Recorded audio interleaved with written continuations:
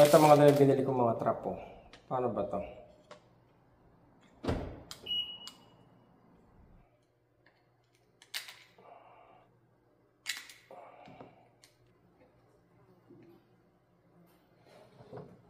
Pagkatapos meron akong pampatak. Ano pa daw to eh. Kumbaga mas epektibo pa daw to kaysa sa ano eh. Sa keso eh. Kaya ayan ang gagamitin natin. Ito naman pala mga dre, no? Papalitan ko rin to. Parang nakasabit lang yan dyan, no? Nakaganyan lang yan. Sinungkit ko lang para matanggal. Tapos bumili ako ng kapalit. Ito $4 lang to mga dre, no? $4 o $5. Tapos isasabit ko rin lang yan. Tapos okay na yan mga dre, no?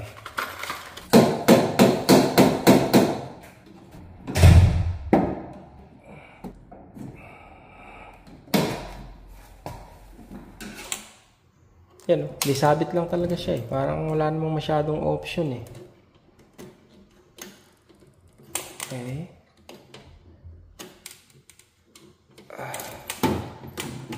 Okay. Yan. Okay na. Anyway, okay na yan mga dre, no? Ito pa pala mga dre, no? Nakalimutan ko maglagay ng lason sa daga. Ikakalat ko na rin para doble. Ang dumi kasi rito mga dre, no? Ang problema rito, yung mga basurahan nandito sa loob mga dre, no? Kaya mabaho rin dito dahil sa mga basurahan na yan. Maganda sana kung nasa labas yan eh. Tsaka dito, okay yung caretaker ng building mga dre. Hindi niya sagot yung paglilinis dito. Ang sagot niya lang, ilabas yung basurahan. May pumupunta pa rito mga dre para maglinis dito sa garahe tsaka sa loob ng building. Swerte ng caretaker dito mga dre. Kaya lang hindi ko alam kung kung libre ba talaga siya sa ng buong upa. Kasi nga konti lang trabaho niya parang maningid lang siya mga dre, no? Ito dapat may kayo, no? May gloves kayo pag ganito. Pero may naman ako eh. Ang tawag dito. May hugasan naman ako ng kamay dito.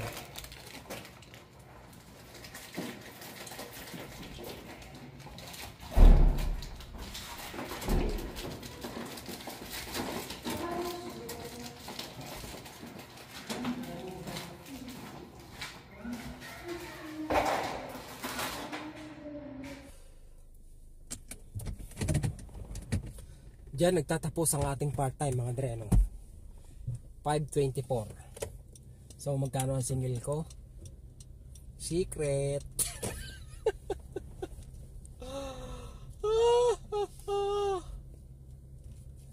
Minsan madali yung gagawin, di ba? Pero minsan mahirap din, di ba?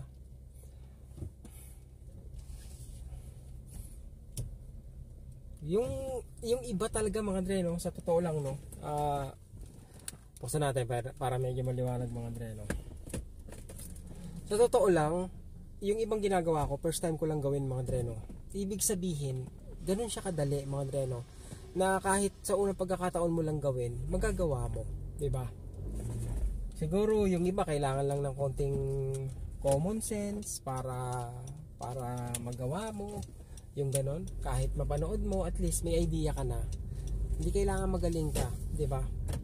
Ang susi lang talaga mga dre, no? Makakuha ka ng part-time na ganito. May kakilala ka na magre-recommenda sa'yo. Di ba? Lalo na pag hindi ka masyadong magaling, hindi ka pa masyadong marunong, di ba? Yung taong magtitiwala sa'yo. Yun lang, syempre, huwag mo sisirain yung magre-recommenda sa'yo, di ba? Pambihira. Kasi yung pagtatrabahuhan mo, yun din yung pwedeng magrekomenda sa'yo para ba sa ibang kakilala nila. Diba? Kung may oras ka pa. Kung ayaw mo na talaga magpahinga, di magtrabaho ka na magtrabaho. Madaming pagkakataon mga dre, no, na yung mga ginagawa ko, first time ko lang gawin. Diba? Tsaka yung ibang trabaho, kayang-kayang gawin kahit kahit hindi naman marunong sa maintenance mga dre. Ayun lang talaga yung susi, yung makakuha ka ng part-time na ganito mga dre, kung paano, kung sino yung magre-recommenda sa'yo, kung sino yung magbibigay sa'yo ng pagkakataon, kung sino yung magtitiwala sa'yo, 'di ba? Kaya napakahalaga nung ano mga Dre, nung network, nung mga kakilala mo, kung sino yung kakilala mo, 'di ba? Mas madami kang kakilala, mas maganda kasi may tsansa na mas maraming magrekomenda sa iyo. Pero syempre dapat alam din nila na may alam ka dun sa ginagawa mo para pag may nagtanong sa kanila, sasabihin nila, 'di ba? Hindi sapat na alam lang yung pangalan mo, 'di ba? Kasi let's say may kakilala ako, 'di ba? May nagtanong sa kanya. So kilala niya lang ako sa pangalan, pero hindi niya alam kung ano yung kaya kong gawin. O kaya hindi niya pa nakikita yung trabaho ko, 'di ba? So irerekomenda mo ba, mga Dre? Magrerekomenda ka ba? Siyempre hindi. Kasi nga maiisip mo na pag nirekomenda ko 'to, baka ako naman yung masira, 'di ba? So mahalaga yung ano, tiwala rin talaga mga Dre, no? Tiwala sa iyo yung tao. Hindi pwedeng pa ano-ano lang. Basta ka lang magre-rekomenda. Si ano, yun. Alam ko gumagawa yun eh. Pagkatapos nung pumunta ka na, tinrabaho mo na palpak, di ba? Tongengs. Nasira ka na, pati yung taong nagrekomenda sa'yo, nasira rin, di ba?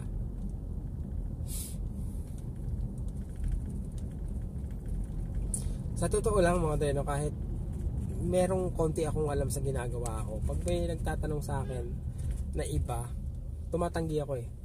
Katulad nung sa school mga Dre, nakita naman nila kung ano yung na-accomplish namin, di ba? Kung matatandaan nyo, may nagdaang ano rito, may nagdaang bagyo na kung saan lumubog talaga yung mga basement, mga Dre, nasira talaga yung mga basement nila. Ngayon yung isa sa teacher, nagtatanong siya na, sabi niya, ginagawa mo ba to na ano, part-time? Sabi niya gano'n. Sabi ko, alin? Yung ganito, yung ginagawa nyo rito. Sabi ko, why? Kasi sabi niya, sira nga raw yung ano, yung basement niya. Sabi ko, no. Sabi ko, dito lang talaga ako nagtatrabaho ka ako, and I'm not ano, hindi ako ganon karunong mga Dre, no? Kasi ayoko ding ano eh, ilagay yung sarili ko sa sitwasyon na mapapahiya din ako mga Dre, no? Kaya mahirap magbida-bida ako, kaya I can do it, di ba? Gagawin ko. Pagkatapos pagdating sa trabaho, yung resulta hindi masisiyahan yung pinagawaan mo, di ba? Nakakahiya naman. Kasi yung ganyang klase ng trabaho, hindi naman ano yan, hindi lang yan pagtapos nun wala na, di ba? Kung maganda yung gawa mo, irerekomenda ka nun sa iba eh. Yun mga Dre, di ba? Para sa akin ano eh, hindi pa sapat yung kaalaman ko para maglakas loob na sige, gagawin ko yung kitchen mo, di ba? Sige, gagawin ko yung kwarto mo. Hindi pa ganoon mga Dre, no? Hindi pa ako ganoon ka confident. Marami pang dapat matutunan. Unti-unti naman natututunan, di ba? Ayoko lang ano, maghanap ng sakit ng ulo pa. Tama na yung konting sakit lang ng ulo. Pag nagdagdag pa ako ng trabaho sa ginagawa ko ngayon, masakit na yung ulo ko, tas wala na rin akong oras mga Dre, no?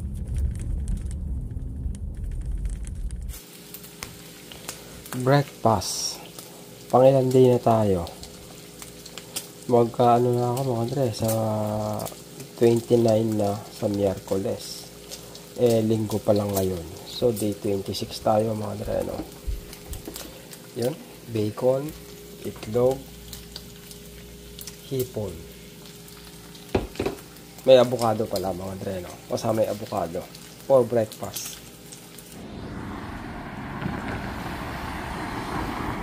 Magandang pagi ng linggo ng umaga sa inyong lahat mga Dre, no? Nasaan man kayong bahagi ng mundo. Alas 9 na yan, pero kita nyo naman, no? Maano pa rin, mapag pa rin, no? Part-time tayo ngayon mga Dre, no? Sunday part-time. Pagkatapos, pakita ko sa inyo. Ito, ano to eh, naipon lang to mga Dre, no? Sa tagal ng panahon, sa haba ng panahon na mga coins mga Dre, no? Dahil wala na akong pera, kailangan ko nang ipapalit to sa Maxi ng buo, para lang sa ganun may pang grocery ako. Magkano kaya to, no? Inisip ko kung ito unahin ko o magpa part-time muna ako. Pero masyado pang maaga para sa part-time mga Dre, na baka tulog pa yung mga tao eh. Punta muna ako sa Maxi. Bukas na pa. Dahil wala na tayong pera, pamalengke. Dalhin natin to rito sa Maxi mga dreno. Benta natin to. Per kilo to mga dreno pag binenta mo. Per kilo. Kikiluhin nila. Hindi, joke lang. May ano kasi rito, may coin counter dito mga dreno. Bubuhos mo lang siya. Pagkatapos, iyon, bibilangin na siya. Sana nandito pa. Nandito ka pa ba? Iyon, dito pa.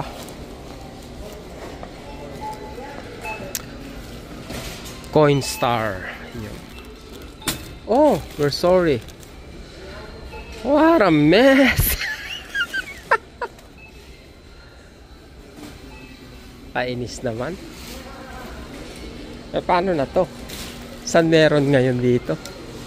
Ayun lang ang alam kong meron eh. Dito lang pala yung alam kong meron eh. Di alis na ako rito. Ito lang yung papalitan natin ng silicone ngayon mga dreno.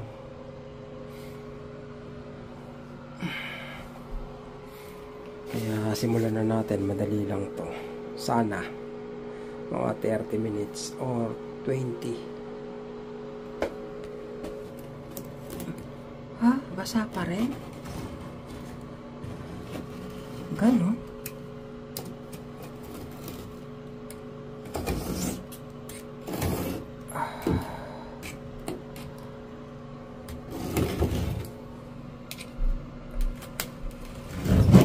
Mga dre, ito tingnan nyo, may papakita lang ako sa inyo, baka sakaling makatulong lang sa inyo, especially kung bahay nyo o yun, bathroom, sa bathroom nyo mga dre, no? Ito yung magandang klase pa ng grout sa pagitan ng mga tiles nyo mga dre, no? Nakita nyo wala pang mga pagitan, hindi pa nababakbak, kasi eventually mababakbak yan eh. O kaya yan ganyan mga dre, bubukas siya. So kung sakali man na in-inspect nyo yung mga tiles nyo sa toilet at nakita nyo may mga crack na mga dreno, yung ganyang crack yung ano nyo, yung grout, lagyan nyo lang ng transparent na silicone mga dreno. Transparent na silicone para hindi makapenetrate yung tubig mga dreno. Kasi pag ganyan nakaangat na o kaya may mga biyak-biyak na yung silicone tiles nyo, ay yung silicone, yung ano pala, yung grout nyo, papasukan na ng tubig yan mga dreno. So, ang gawin nyo, kumuha kayo ng transparent na silicone, applyan nyo, tapos ikalat nyo lang ng kamay nyo mga dreno, linisin nyo lang, para lang ma-sealed siya, at hindi na lumalapa yung sira ng mga ano nyo, ng mga tiles nyo, o worse is ng toilet nyo. Kasi eventually, pagpasok yung tubig yan mga dreno, mabubulok yung loob nyan, aamagin, mabubulok, at doon na magsisimula. Kaya check nyo mga dreno yung mga toilet nyo, yung ano niya, yung pagitan ng grout. Okay?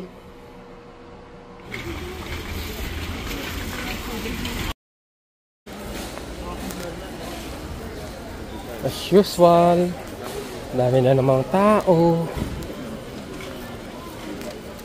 Bibilin ko lang naman dito mga dre yung ano lang, steak lang kasi mas mura nga rito, di ba?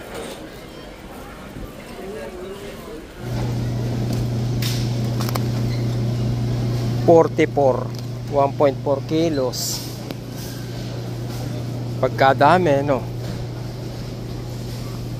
Dito lang tayo sa ano? Sa beef.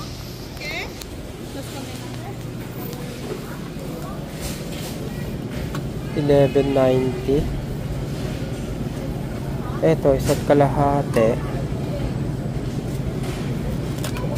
$39. 68.70. Bagay, ang kapal kasi nito mga dre, no? Eto 68, tatlong piraso.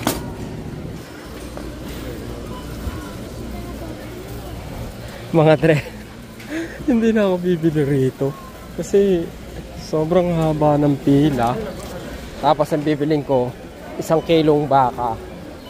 Kaya pupunta na lang ako sa supermarket.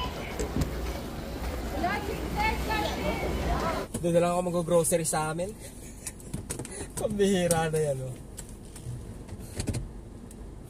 Apakahaba ng pila eh. Sa pila pa lang talaga namang sobrang matatagalan ka na eh. Update pala mga dre, update kay Rain. Doon pala sa mga nagsasabi po na kailangan niya ng Philippine passport. Dala niya naman po yung Philippine passport niya.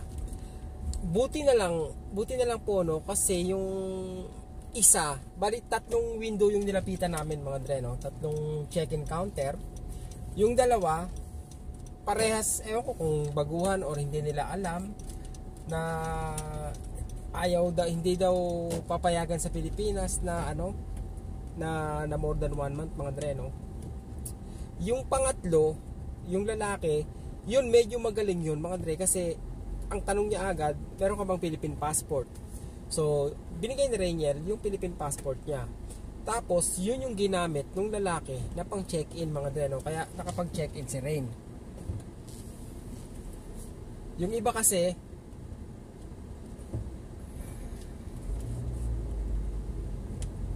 yung dalawa mga dre, no? Ewan ko, siguro hindi nila kabisado or what. Pero yung pangatlo nga, yung kahit papano, naisip niya na gamitin na pang check-in yung Philippine passport. Kaya nakapag-check-in mga dre, no? So, ang instruction ko kay Rain, pagdating niya sa Taiwan o kaya pagdating niya sa Pilipinas, sinabi ko sa kanya na ang ipakita niya na lang is yung niya, Canadian passport. So, pagdating niya nga ron, yun yung ginawa niya.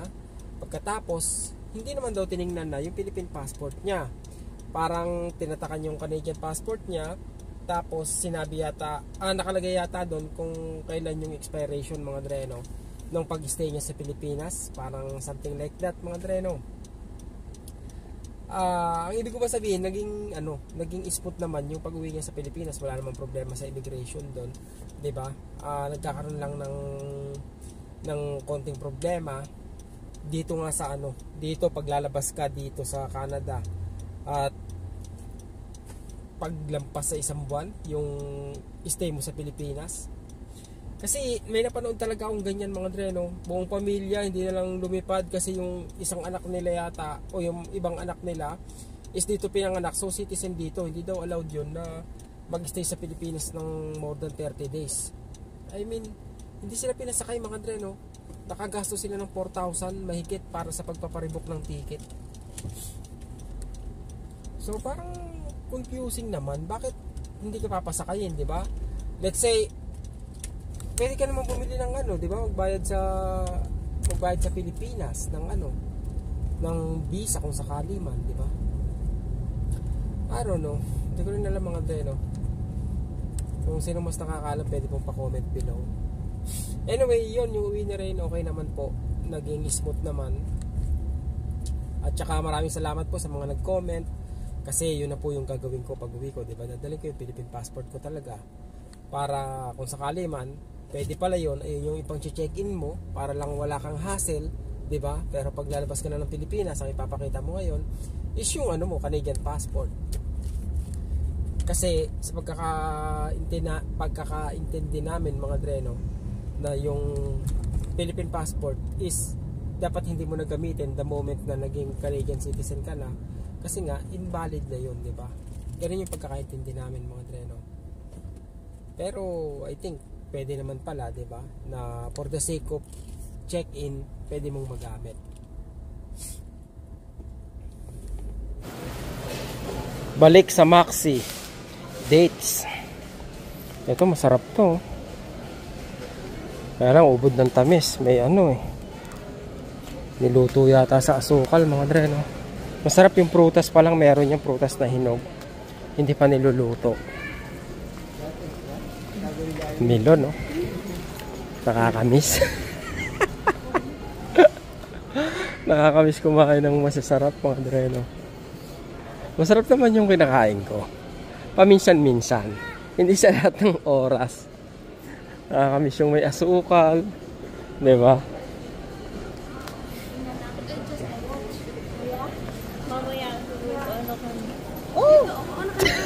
Hi, Mark. Ang lapad ni Mark, ako lang. Oo. Oo, may bibili lang ako, ate. Mark. May nakita na ako kanina rito, di ba? Babalikan ko lang pambihira. Pambihirang Costco yan, oh. Yung iba umiiwas sa pots, ako hindi. Gusto ko yan. Ito.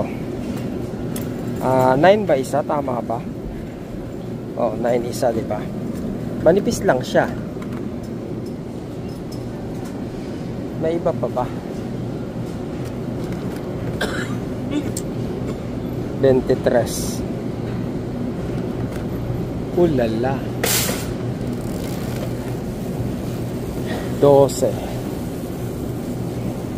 Wala pang ano yung mga dre, no? Yung tawag nila, yung marbling, tama ba? Wala pang ganun, di ba?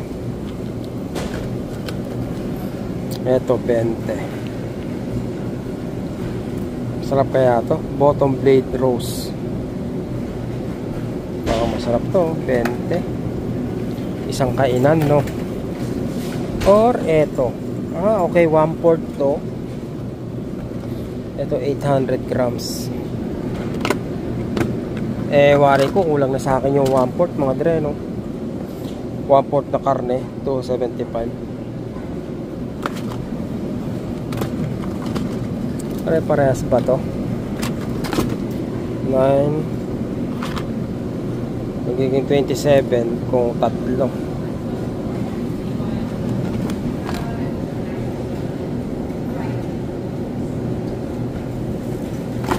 Tapos isang ganito, di ba? Organic apple cider. Panis. Nagiging health conscious ko no mga dre, no? Yan yung pinamili natin. Haba pa rin ng pila, di ba? Nagiging ano tuloy ako mga dre, no? Bigla akong ano, medyo naging health conscious ng konti. At least eto, talagang ayan oh, raw, organic and unfiltered apple cider vinegar. Walang iba, di ba?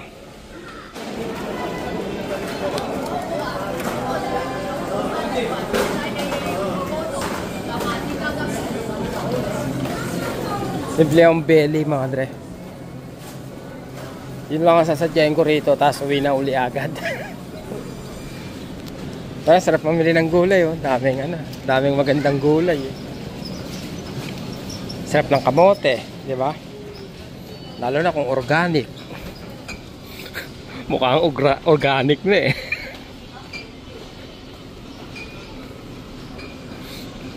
Yan, belly.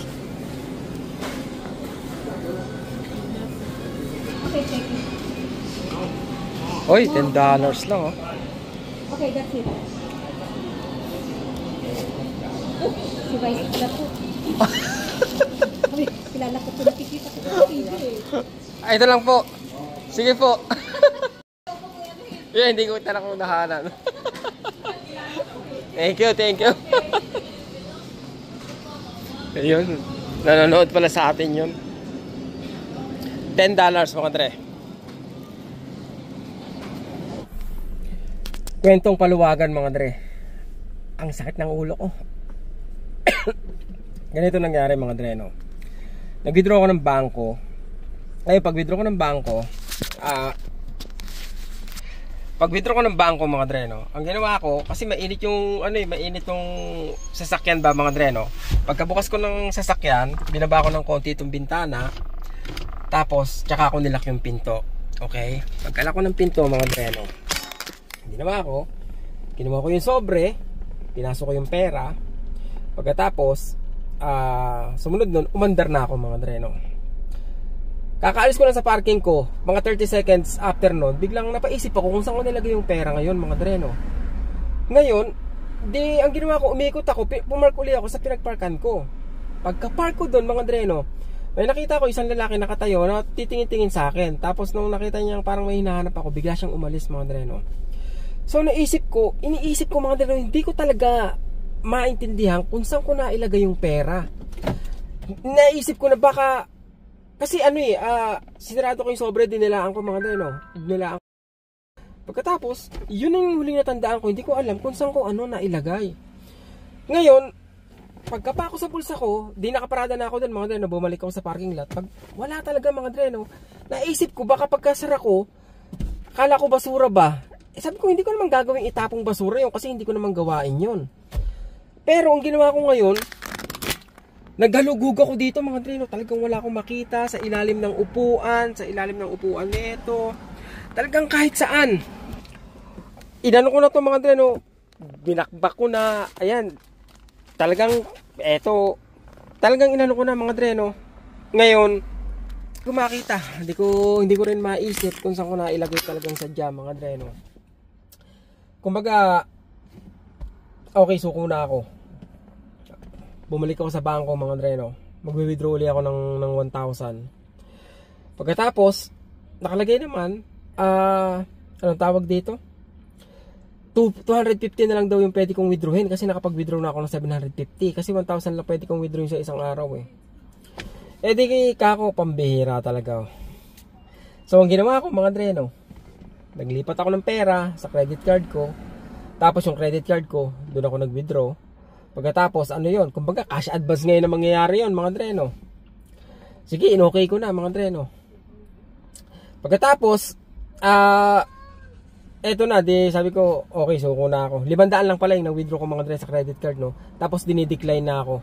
Hindi na pwedeng mas mataas sa 500. So yung 500, bala ko i-transfer na lang kay Jocelyn o kay Joy. Tapos dali nila tong sasakyan, sila na mag-withdraw mga dreno kasi nga ayoko na mag-isip, kumbaga tinanggap ko na wala yung pera mga dreno. Okay na sa akin na wala na yung pera. Uwi na lang ako para kumain.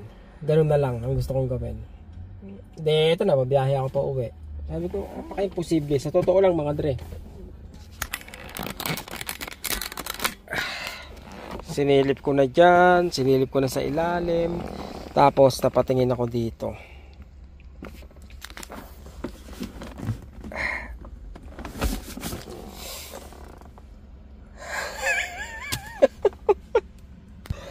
Mga dre, sobrang stress ko doon. 30 minutes na ako doon. Halughog sa sasakyan. Hinahanap ko na rin si Manong. Asan kaya si Manong? Magtanong ko man lang, di ba? Baka sakaling sabihin niya, oo, nakita ko. Di ba? Kung hindi siya umamin, okay lang. Pero kung ibigay niya sa akin, di ba? Thank you. Pero nandito lang mga dre, no? Yung sobrang stress ko mga dre, grabe. Anyway, thank God, di ba?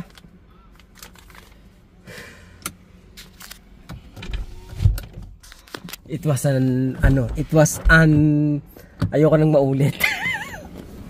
grabe yung stress mga dre, no? Hulog na natin, baka tuluyan pang mawala. Paluwagan.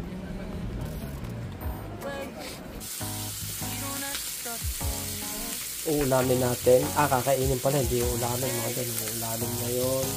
Kakainin ngayon. Tapos ito yung adobo natin sa puti. Ano lang yan mga dre, patis siya apple cider. Yan, paminta tsaka bawang. Pagka ganda-ganda ng crust.